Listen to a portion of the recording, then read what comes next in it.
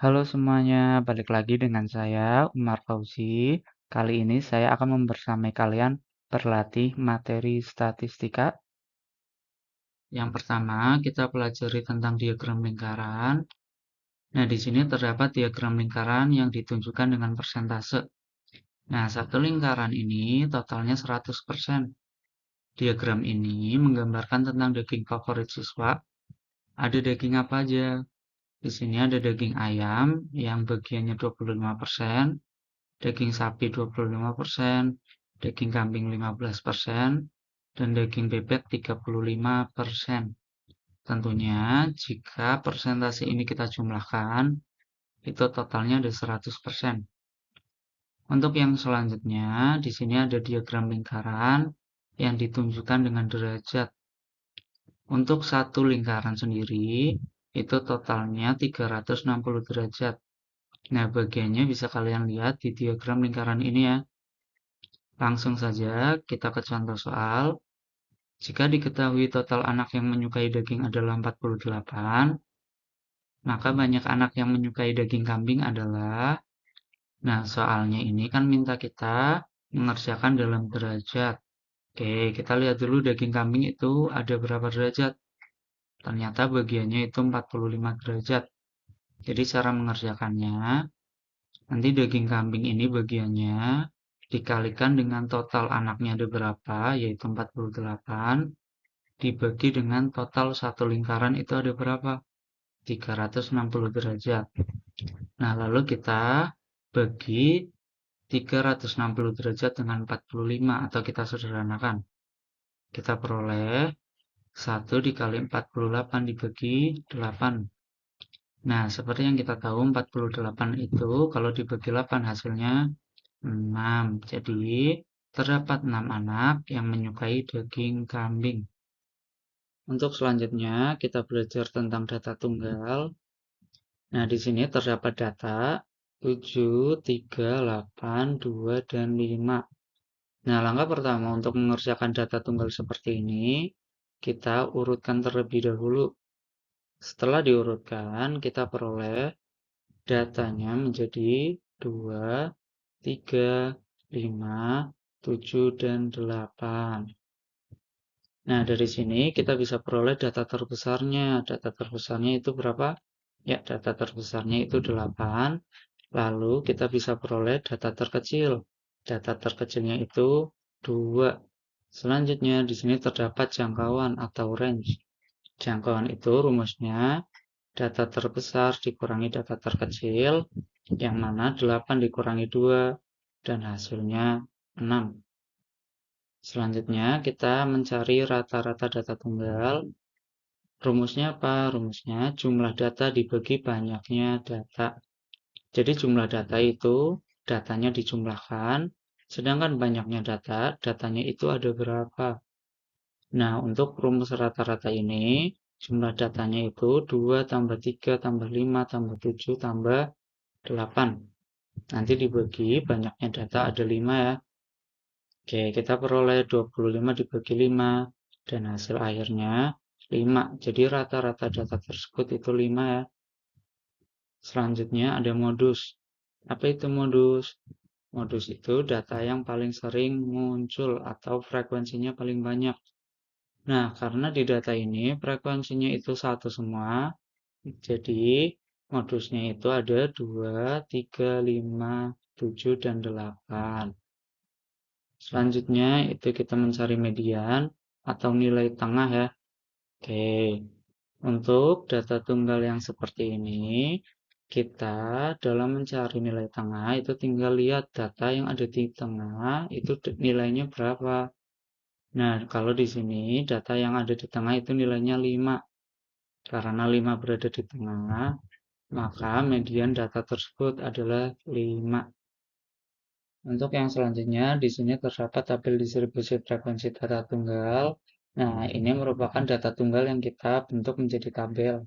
Dan di sini terdapat frekuensi yang membuatnya menjadi ringkas. Di sini kita akan mencari rata-rata. Untuk rumus rata-rata tabel distribusi frekuensi data tunggal, itu rumusnya sigma xi kali fi dibagi banyaknya data. XI itu merupakan data, FI itu merupakan frekuensinya. Jadi nanti kita jumlahkan hasil perkalian dari data dan frekuensi. Nah, di sini untuk data yang pertama itu kan 172 dikali frekuensi yang pertama itu 1 ditambah data yang kedua 173 dikali 2 ditambah 174 kali 5 ditambah 175 kali 2 dibagi banyaknya data ada 10. Nah, kita peroleh 1738 dibagi 10, yang mana hasilnya 173,8. Jadi rata-rata data di atas itu 173,8. Selanjutnya, kita cari modusnya. Modusnya sama kayak sebelumnya. Modus itu data yang paling sering muncul. Jadi, kita cari saja frekuensi yang paling banyak. Oke, ternyata frekuensi yang paling banyak di sini itu ada di data 174. Jadi, modusnya 174. Untuk yang selanjutnya, kita mencari median atau nilai tengah. Nah, di median ini agak sedikit berbeda. Di sini kita membutuhkan batuan kolom frekuensi kumulatif. Nah, cara cari kolom frekuensi kumulatif ini gimana? Nah, tentunya kita lihat saja frekuensi pertama. Frekuensi data pertama ini kan 1, tulis saja 1. Lalu kita jumlahkan dengan frekuensi data kedua. Oke, jadi 1 tambah 2 itu nanti hasilnya frekuensi kumulatif di kolom yang kedua ini, 3. Oke, selanjutnya 3 tambah 5 itu 8. 8 tambah 2 itu 10. Jadi cocok ya, di sini frekuensi totalnya ada 10. Oke, jadi di sini karena 10 itu genap, maka kita menggunakan rumus median data genap. Rumusnya apa? Median data genap itu data ke n per 2 ditambah data ke n per 2 tambah 1 dibagi 2. Oke, karena di sini frekuensinya 10, jadi kita peroleh data ke 10 dibagi 2 ditambah data ke 10 dibagi 2 tambah 1 dibagi 2. Nah, kita peroleh data ke-5 ditambah data ke-6 dibagi 2.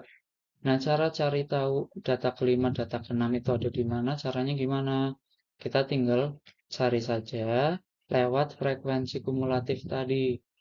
Oke, jadi kita lihat frekuensi kumulatif yang lebih besar atau sama dengan data yang mau kita cari. Berhubung di sini frekuensi kumulatif nggak ada yang 5 dan 6, jadi kita cari frekuensi kumulatif yang di atasnya, yaitu 8. Jadi di sini data ke-5 dan data ke-6 itu ada di data 174. Jadi data ke-5 itu 174 ditambah data ke-6 174 dibagi 2. Yang mana kita peroleh 348 dibagi 2, hasilnya 174. Jadi median data di atas itu 174. Untuk yang selanjutnya, kita masih menggunakan tabel yang sebelumnya. Di sini kita akan mencari simpangan baku yang rumusnya akar dari sigma Fi dikali Xi dikurangi X bar dikuadratkan dibagi banyaknya data. Oke, di sini ada kolom tambahan Xi dikurangi X bar, yang mana X bar itu kan rata-rata dari data di atas. Rata-ratanya tadi kan kita sudah peroleh 173,8. Nah, XI itu data ke I dikurangi X bar itu rata-rata. Jadi untuk data pertama itu 172 dikurangi 173,8 yang hasilnya negatif 1,8. Oke, untuk data kedua hasilnya negatif 0,8, data ketiga hasilnya 0,2, data keempat hasilnya 1,2. Kemudian kolom selanjutnya itu hasilnya dari XI dikurangi X bar itu nanti dikuadratkan. Oke, untuk data pertama itu 3,24, data kedua 0,64, data ketiga itu 0,04, dan data keempat itu 1,44. Oke, untuk kolom selanjutnya kita kalikan frekuensi dengan hasil dari XI dikurangi X bar dikuadratkan. Nah, untuk data pertama, di sini kan frekuensinya 1. Jadi 1 dikali 3,24 itu 3,24. Untuk data kedua, kita kalikan dengan 2 yang hasilnya 1,28. Data ketiga kita kalikan dengan 5 yang hasilnya 0,2. Data keempat kita kalikan dengan 2, yang hasilnya 2,88. Untuk selanjutnya, kita cari jumlah dari FI dikali XI dikurangi X bar dikuadratkan. Oke, jadi hasilnya itu 7,6. Kemudian kita cari jumlah frekuensinya atau frekuensinya ada berapa. Frekuensinya ada 10, jadi banyaknya data ada 10. Setelah kita peroleh, kita bisa langsung substitusikan ke rumus simpangan baku. Jadi simpangan baku sama dengan akar dari 7,6 dibagi 10. Oke, yang mana hasilnya akar 0,76 dibagi 1. Yang mana nanti akar 0,76 ini sendiri ya. Oke, jadi nanti simpangan bakunya hasilnya itu 0,87. Untuk selanjutnya, kita mencari ragam variansi yang rumusnya itu merupakan kuadrat dari simpangan baku. Tadi simpangan baku kan kita sudah peroleh akar 0,76. Jadi kita tinggal kuadratkan saja. Yang hasilnya nanti 0,76. Jadi ragam variansi dari data di atas itu 0,76. Untuk yang selanjutnya, di sini ada rata-rata gabungan dengan contoh soal. Sebuah klub belajar memiliki dua tim, yaitu tim A dan tim B. Tim A memiliki 9 anggota dengan rata-rata skor 92 dan tim B memiliki 11 anggota dengan rata-rata skor 90. Berapa rata-rata skor klub tersebut? Oke, jadi rata-ratanya jika tim A dan tim B itu rata-ratanya digabung, itu kira-kira nanti rata-ratanya berapa?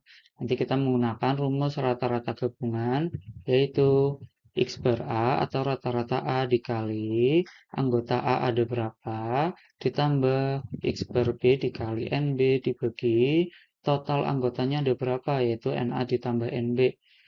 Nah, di sini kita ketahui rata-rata tim A kan 92 dikali anggotanya ada 9 ditambah rata-rata tim B 90 dikali anggotanya ada 11 dibagi total anggotanya itu ada 9 ditambah 11. Kita peroleh hasilnya 828 ditambah 990 dibagi 20 yang hasilnya itu 1818 dibagi 20 dan hasil akhirnya 90,9. Jadi rata-rata skor klub tersebut adalah 90,9. Untuk yang selanjutnya, di sini terdapat data kelompok. Bedanya apa dengan data tunggal? Kalau data kelompok di sini nilainya itu berupa interval ya, jadi nggak cuma satu data.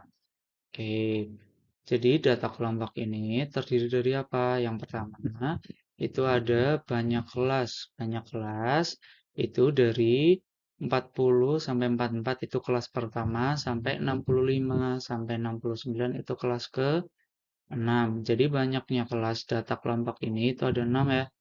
Oke, selanjutnya itu ada panjang kelas. Panjang kelas itu dari 40 sampai 44. Datanya ada berapa? Nah, di sini kita bisa hitung 40, 41, 42, 43, dan 44. Itu ada 5 data ya. Jadi panjang kelasnya itu 5. Oke. Nah, untuk yang selanjutnya di sini ada yang namanya batas bawah. Batas bawah itu apa? Batas bawah itu nilai terkecil dari kelasnya. Nah, di sini itu 40. Yang selanjutnya itu data kedua dan seterusnya bisa kalian lihat sendiri. Oke, selanjutnya di sini ada batas atas. Batas atas itu apa? Batas atas itu nilai terbesar di kelasnya yaitu 44. Nah, untuk data selanjutnya kalian bisa lihat sendiri. Nah, untuk selanjutnya di sini ada tepi bawah. Tepi bawah itu apa? Tepi bawah itu batas bawah kelasnya dikurangi sama 0,5. Jadi di sini batas bawahnya kan 40 dikurangi 0,5, kita peroleh 39,5. Oke, untuk selanjutnya bisa dilihat sendiri. Nah, selanjutnya di sini kita punya tepi atas ya. Tepi atas itu cara carinya gimana? Tinggal lihat aja batas atas, nanti batas atasnya ditambah sama 0,5. Nah, di sini kita peroleh 44,5. Nah, untuk data yang selanjutnya kalian bisa lihat sendiri. Dan yang terakhir di sini ada nilai tengah yang simbolnya itu XI ya. Oke, nilai tengah itu apa? Nilai tengah itu nilai yang berada di tengah-tengah kelas. Kalau di situ kan ada 40 sampai 44. Oke, jadi tengah-tengahnya itu nilainya berapa? Kita bisa cari lewat hitung aja dari 40. 40, 41, 42, 43, 44. Oke, ternyata tengahnya itu ada 42. Oke, dan untuk data selanjutnya itu bisa dilakukan dengan cara yang sama dan kita peroleh datanya nilai tengahnya itu 47, 52, 57, 62, dan 67. Untuk selanjutnya, kita belajar tentang histogram. Di sini terdapat histogram atau diagram batang. Nah, bedanya apa sama data kelompok? Kalau histogram ini batas-batas kelasnya merupakan tepi bawah sama tepi atas. Jadi bukan batas bawah sama batas atas lagi. Sebagai contoh, kita gunakan kelas pertama ya. Oke, jadi di kelas pertama ini kita punya tepi bawahnya 61,5 dan batas bawahnya itu 62. Kenapa batas bawahnya 62? Dapatnya dari mana? Tinggal tepi bawahnya ini ditambah sama 0,5. Nanti ketemu batas bawah. Oke, untuk selanjutnya kita punya tepi atasnya itu 66,5 ya. Oke, cara cari batas atas gimana? Ya tinggal dikurangi 0,5 aja dari tepi atas. Kita dapat batas atasnya itu 66. Kemudian kita cari rata-rata atau mean data kelompok.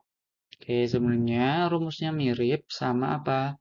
Sama rumus cara cari rata-rata di tabel distribusi frekuensi data tunggal. Jadi rumus rata-ratanya itu apa? Sigma XI dikali FI dibagi banyaknya data. Jadi ngerjainnya sama persis. Oke, bedanya apa? Bedanya kalau di data kelompok, XI-nya ini merupakan nilai tengah ya tadi ya. Jadi kita cari dulu XI-nya. Nah, untuk data yang pertama, itu kan ada 40 sampai 44.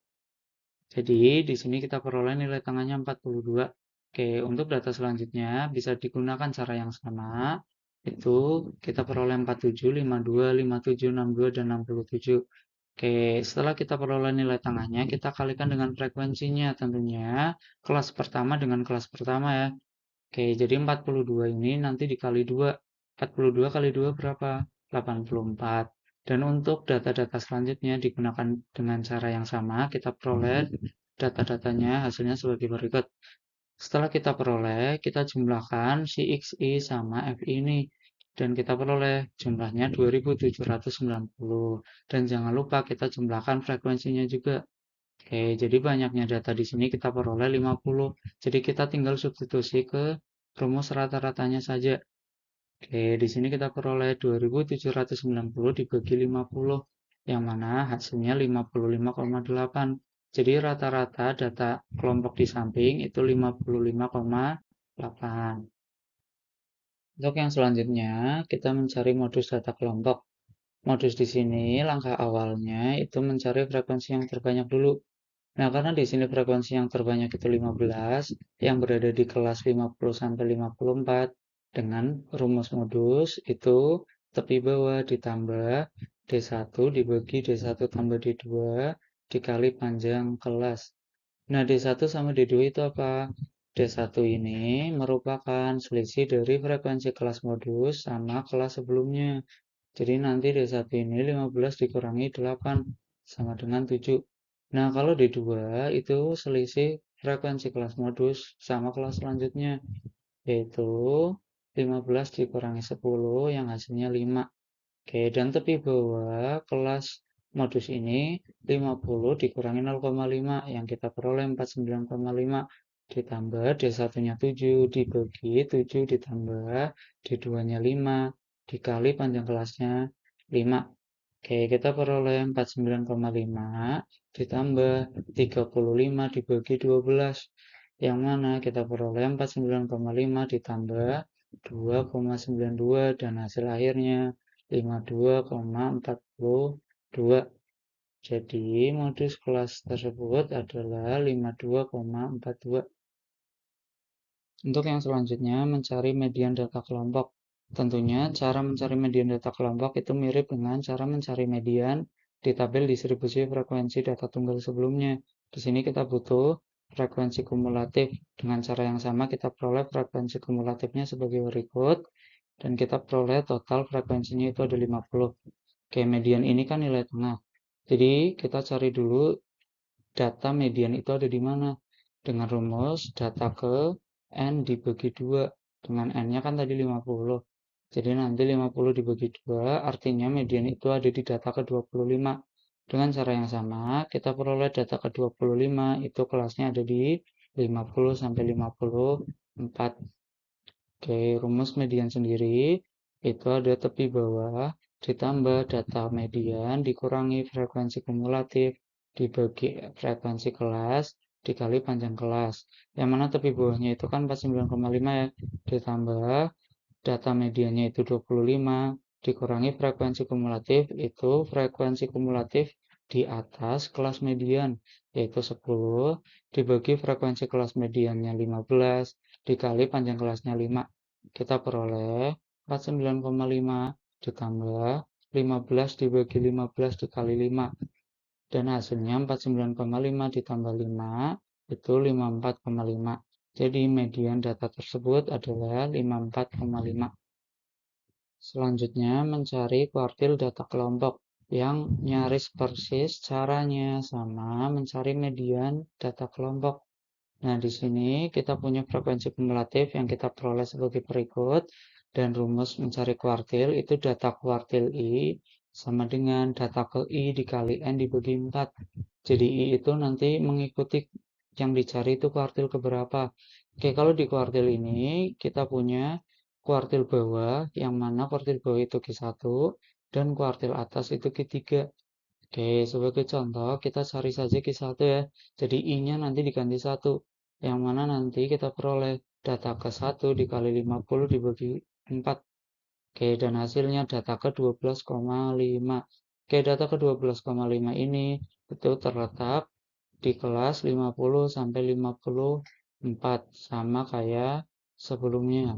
Oke, untuk rumusnya sendiri nyaris persis sama rumus mencari median yaitu tepi bawah ditambah data Q1 dikurangi frekuensi kumulatif dibagi frekuensi kelas dikali panjang kelas yang kita peroleh 49,5 ditambah 12,5 dikurangi 10 dibagi 15 dikali 5 yang hasilnya 49,5 ditambah 2,5 dibagi 15 dikali 5.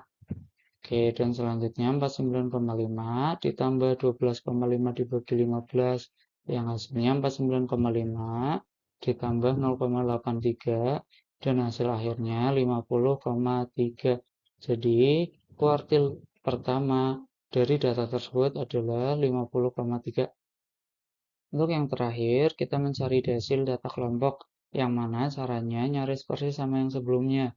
Di sini terdapat frekuensi kumulatif yang kita sudah cari, dan selanjutnya rumus desil itu ada data desil I sama dengan data ke I dikali N dibagi 10. Jadi bedanya sama kuartil, dari kuartil dibagi 4, median dibagi 2, kalau desil dibagi 10. Oke, nah kita ambil contoh aja di sini kita cari desil kedua. Oke, jadi I-nya diganti 2. Jadi data ke 2 dikali 50 dibagi 10. Yang mana hasilnya data ke 10. Oke, data ke 10 ada di mana? Ada di kelas 45 sampai 49. Dengan rumus desil, itu tepi bawah ditambah data ke desil kedua, dikurangi frekuensi kumulatif, dibagi frekuensi kelas, dikali panjang kelas. Oke, tepi bawah kelas kedua, itu kan 44,5 ya. Ditambah data desil kedua itu 10 dikurangi frekuensi kumulatifnya itu 2 dibagi frekuensi kelas 8 dikali panjang kelasnya 5 yang hasilnya 44,5 ditambah 8 dibagi 8 dikali 5 yang hasilnya 44,5 ditambah 5 dan hasil akhirnya 49,5. Jadi desil kedua dari data tersebut adalah 49,5. Saya ucapkan terima kasih untuk yang menonton video saya hingga akhir. Salam sukses untuk kita semua dan nantikan video-video saya selanjutnya. See you.